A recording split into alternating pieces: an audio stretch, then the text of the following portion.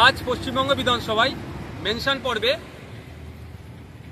Speaker স্যারের মাধ্যমে রাজ্যের এগ্রিকালচারাল মার্কেটিং মিনিস্টারের দৃষ্টি আকর্ষণ করলাম। রমজান মাসে যেভাবে ফলমূলের দাম বেড়ে যায় এবং কালোবাজারি হয় সেটা রোধের জন্য। আমরা সকলেই জানি আর 2 সপ্তাহের মধ্যে পবিত্র রমজান মাস আসতে চলেছে।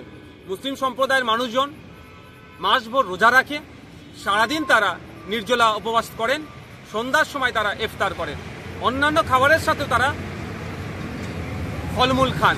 কিন্তু দুর্ভাগ্যের বিষয়, এক শ্রেণীর অসাধু ব্যবসায়ীরা এই সময় স্বাভাবিক সময়ে বিগত দিনে ফলমূলের যা দাম থাকে, রমজান মাসে ফলের চড়া দামে তারা বিক্রি করে এবং ফলের কালোবাজারি করে।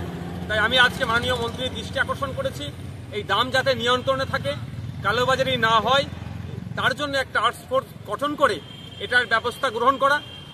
যে সমস্ত অসাধু ব্যবসায়ীরা এই কাজের সাথে যুক্ত থাকবে তাদের বিরুদ্ধে ব্যবস্থা গ্রহণ করা। এখন দেখার বিষয়, মাননীয় মন্ত্রী মহাশয়কে রোজা শুরু হওয়ার প্রায় 14 দিন আগে জানিয়েছি, ওনারা কি ব্যবস্থা গ্রহণ করে। পশ্চিমবাংলার একটা হেভি অংশের সংখ্যালঘু মুসলিম সম্প্রদায়ের রোজা যারা রাখবেন, তাদের রোজা রাখার শেষে যারা ইফতার করবেন, সেই ইফতার যাতে সঠিক দামে কিনতে পারে, তার কি ব্যবস্থা, তার কি সুরাহা করে, সেটাই এখন দেখার বিষয়।